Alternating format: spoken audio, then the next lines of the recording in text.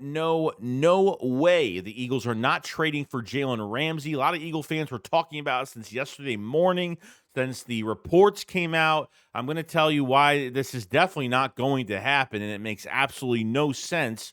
We're going to get into the wide receiver depth, and we're going to get into A.J. Dillon and being a new part of the running back core. No Kenny G. And wonder how they're going to treat him and how they should treat him. So let's get straight into it. A killer buried, but not dead. Darren, we better turn around. Because I've seen enough horror movies to know any weirdo wearing a mask is never friendly. Yo, what is going on, guys? The Horror Center, fantastic day today. This video is sponsored by BetUS, so go check them out if you guys have not. So we have some things to discuss today. And I think the first thing to really talk about is the Jaylen Ramsey report that came out that it says the Dolphins and 7-time Pro Bowl Jaylen Ramsey are mutually set to explore trade options, and it wouldn't be a surprise if he played elsewhere in 25. Per Tom Pelissero, says Miami and Ramsey do $25.1 million fully guaranteed this season. Could be parting ways. A lot of Eagle fans are talking about trying to get him. No, never going to happen. Would never happen. Jaylen Ramsey doesn't even like Vic Fangio at this point. You guys remember all those Miami Dolphins players that were talking all that shit last offseason? Remember the Dolphins player that kicked the rock after kicked the rock on Instagram after Vic Fangio, when the news came out that Vic Fangio left Miami, and it was they mutually, the front office agreed and Vic Fangio agreed to kind of part ways at that point. Obviously, it makes no sense. What's Howie's MO this offseason? It's low risk, high reward moves. They made their number one priority get paid, which was Zach Bond, and they haven't paid anybody else. So I know that the Miami Dolphins, on the updated report on this report, they actually paid off another $4 to $5 million from what he was due this year. So they actually skimmed a little bit of that number off. So now it's down to $25.1 million, fully guaranteed for this season in 25 if a team takes on his contract. Okay, it's just not going to happen.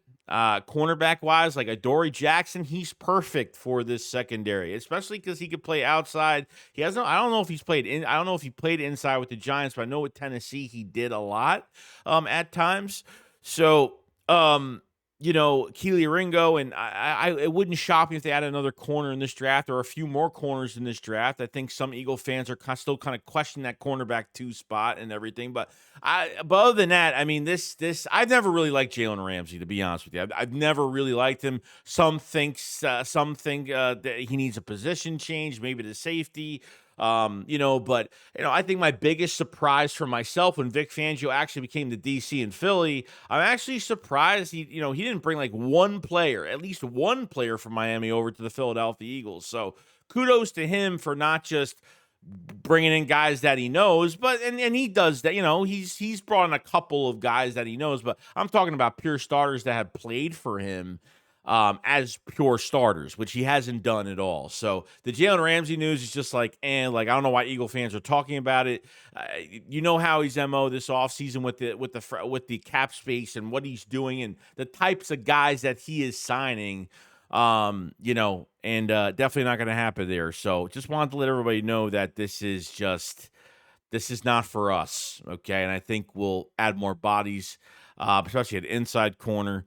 Outside, we're going to see if there's actual competition there, which there will be competition regardless, but is it between Keely Ringo and Adoree Jackson? I don't know. I guess we're going to figure that out when the time comes. Now, I want to go over A.J. Dillon because, this is a new running back in Philadelphia now. This isn't a Kenneth Gainwell type back, and obviously Kenneth Gainwell, that was Nick Sirianni's pick, man, and he looked like a pretty big steal. Kenny G had a nice career in Philadelphia, nice little stint in Philadelphia, and that's an awesome thing. But now with Kenny G is not here, you have a guy you're not using for 2-minute offense now, because probably the one thing I hate about Kenny G, and not about him, it's just how they used him. Why not have your best back on the field? I understand you got to rest Saquon Barkley, so I get that, but there's some points to a game where when the game is on line, you're getting the ball in the second half, and right before the half is over, you want to score so you could score last minute and then get the ball back and score again and have a big lead. So You always want to get that timing down right, but they was always use him in 2-minute offense, and I never really was a big fan of that. Because I felt like that made your offense weaker than it really did make it a strength. But it worked that time, so I can't really knock it down too much. But now you have AJ Dillon in the building now. This is a guy that's pretty balanced out as a running back. Guy can catch out of the backfield. Guy is a bruiser back. You don't look at those hamstrings. I mean, look at those thighs. You don't want to waste those hammies. Okay. Do not waste those hammies this year. Okay. I don't want this situation to turn to a Rashad Penny situation where, the Eagles have brought in a couple of running backs. They haven't been so interested in running backs, but this is a nice running back class this year, especially in the mid rounds. There's some really good rotational guys that they could sign, like Jadon Blue from Texas or something like that. There's some nice dual threat type backs. I understand you have Will Shipley. It seems like they want more running backs in the building, and that's completely fine. But are they going to treat AJ Dillon as the Kenny G of this team, or are they going to treat him as like maybe they use him as a closer in the second half? Maybe they close out with AJ Dillon and kind of tire out the defense even more. Or, I don't know. I mean, there's a bunch of different things that they can use them, but are they seriously going to have AJ Dillon strategically like be in this game fluidly? Like that's you know what I mean? I know Saquon's going to have a bulk of the carries, but are they actually going to give this guy snaps? The number one thing is he's got to make it through training camp. And when I'm saying that is because he's coming off a neck injury. So he hasn't really played since December 23rd of 23, I think. I mean, I think it's been a while, man.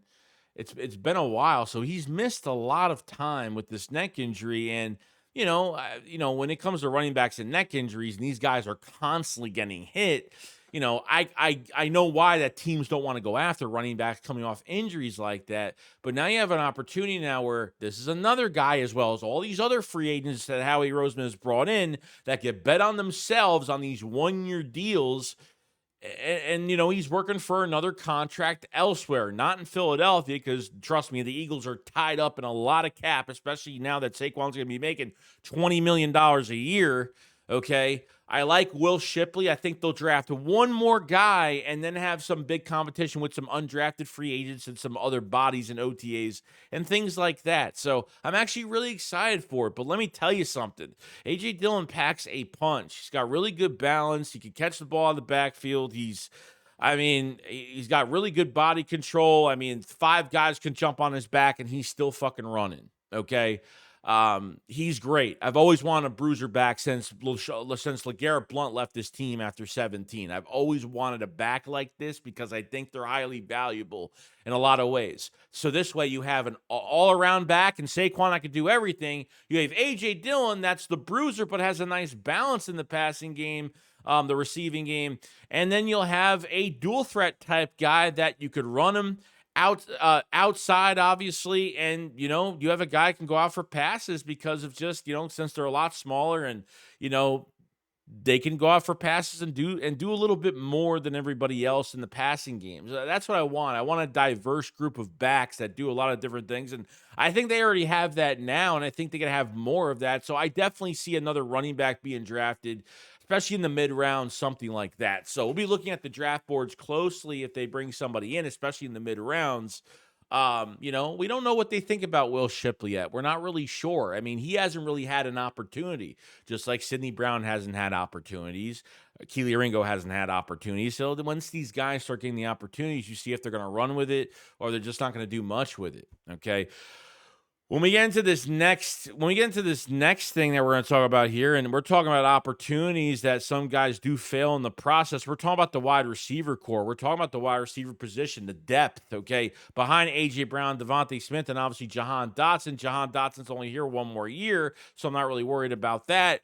But behind it, yeah, you signed Terrace Marshall. You have Johnny Wilson. You have obviously Anais Smith. Okay, you lost Paris Campbell. You lost Britton Covey. I think Campbell signed with the Cowboys. Covey, I don't even think is signed yet. So I wonder if he'll actually be a camp body for us. And he was hurt the whole entire year. Johnny Wilson, I wonder if they're just gonna put him. I would try to put him at receiver right now and maybe cross train the tight end. Let him play both. Let him have work at both. I don't see why not. I remember last year at training camp, Johnny Wilson said he wasn't going to be a tight end and they weren't going to put him there. But I mean, at almost 6'7", and he needs more. He's too raw right now for a 5th round pick. He's way too raw. I mean, what I'm really glad, okay, that the Eagles have disappeared from things in recent years, that they have changed their ways.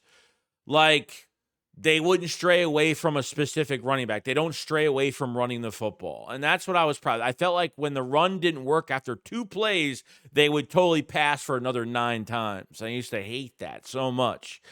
And now with wide receivers now, I think this is really interesting because Johnny Wilson now has another offseason under his belt. And I liked how they gave him an opportunity. They're not afraid to throw in a guy into the fire. They threw Johnny Wilson into the Super Bowl and he dropped a pass that probably could have been a first down, but okay, but at least they gave him a shot. Like, they're not afraid to give guys a shot. And I like how they give these young guys at least some playing time. I mean, fine, Johnny Wilson, I'm really rooting for the kid. Anais Smith, on the other hand, I don't know what happened to that guy at all. Okay, this guy's a big vlogger on YouTube or whatever he does, and he stopped doing that. He gets into camp and he's a 5th round, whatever he is. Okay, Anais Smith was the speed demon at I think Texas A&M. I forgot what school he went to. And I loved his size, his weight, his balance. The point of attack on catching the football. I mean, catching in traffic was probably one of my favorite things that he did really well in college. He got to the NFL, man. He got into training camp, and he just looked god-awful. And I understand he's a 5th round. I get it. He's a late-round pick. I can't expect much from him. But I thought, this is before we made the Jahan Dotson trade, I said, Anais Smith's going to take the job over Paris Campbell. And then Paris Campbell started playing really well. And then we're like, okay, it's going to be Paris Campbell as the number 3 receiver. And then they made the trade for Jahan Dotson. We're like, oh yeah, it's over now. Jahan, you got a 1st round talent playing receiver right now. Realistically, that's what you got. Okay? And it's really scary. It's very, very scary. So I think, there's got to be someone that steps up in this depth at receiver right now. There's just, in my eyes right now, it's very raw right now. Okay, all these guys are. Terrace Marshall's the only guy that's had a lot of experience because he's been in the league a lot longer, and that's pretty much it. I mean, that's pretty much it. So I wonder what other receivers. I wonder if there's, I look. The last thing I've been thinking about is receiver, obviously. So I don't think they will draft one. Maybe they'll draft a receiver in the 6th round. Maybe I don't know. I mean, they could draft somebody with the last pick. I mean, who knows? 7th round, whatever the case may be with that. But I think this is really important because God forbid, like if AJ Brown or Devontae Smith has a bad ankle for a game, or Devontae Smith, this was the year where he got hurt a lot. Like he had some back issues. He had a hamstring issue this year. Like, this is the most we've seen Devontae Smith get hurt in a year. I mean, he missed it's unfortunate he missed some games. It is what it is. I think this was the year he missed like his first game of his career this past year. But God forbid, like you have a couple receivers that are banged up. You got nobody that could take a spot. Thank God you have Jahan Dotson. God forbid he has to move to the outside, which is great because I think for a game plan, just like they did in the Super Bowl where they had Jahan Dotson on the outside, and then you could do whatever you want. You can move Devontae Smith to the inside, AJ Brown to the inside, but you lose like 2 of those guys, you kind of lose that. And I just think I want at least one guy to step up. One guy that could play the X, Y, Z, that could line up anywhere, that could just be productive, and that's all that matters to me. So they will add more receivers because it's going to be camp. There will be a lot of camp bodies that won't make the team, but there'll be bodies for competition. But I wonder if they'll add somebody else here in the 6th, 7th round of this draft, potentially. I don't know. I'm not saying that's going to really make a difference, but you never know what you can find out there or what drops in this draft pretty late. You're not asking for much. You're asking for a replacement or a guy or backup guy that can come in for a game or two. God forbid, you have injuries or you have to rest guys or because you have no choice or something like that. So I know everybody's not been thinking about this wide receiver position because it's pretty much set when it comes to the starters, but depth is really important. And obviously what I do on this channel, I pretty much go over all the depth because I think that's really important. I think if you have bad depth at a certain position, you got to try to upgrade at least one guy or at least upgrade half of that depth at least one guy. If you can create something there and produce somebody at a high level, not too fast, obviously depending where they're drafted, but just somebody that can come in and play a couple positions or whatever, I think you'll be set and ready to go. So I have high hopes for Johnny Wilson more than Anais Smith. And it's kind of crazy to say, you know what I mean? Because Anais Smith got hurt in the offseason. You missed the offseason program, you're screwed. Like, you're done. Like, you're going to be playing catch up. You'll never get reps during the year. And he got some reps during the year because the Eagles had some leads. But other than that, that's pretty much it. You missed the offseason program, then you come back and then he punted. Anais Smith fumbled on the punt return. Like, it was just a mess, man. Like, it was just like what happened to this guy? Like, I didn't expect him to be like, Terrell Owens, but Jesus, like guy looked like he has bad vision on punt return, and I don't know. I really don't. So we'll see what happens at wide receiver, man. It's still, I would love Terrace Marshall. I mean, he's got the most experience. Hopefully he can make some noise. That's what I'm praying for, but we'll see. I'm only praying at this point.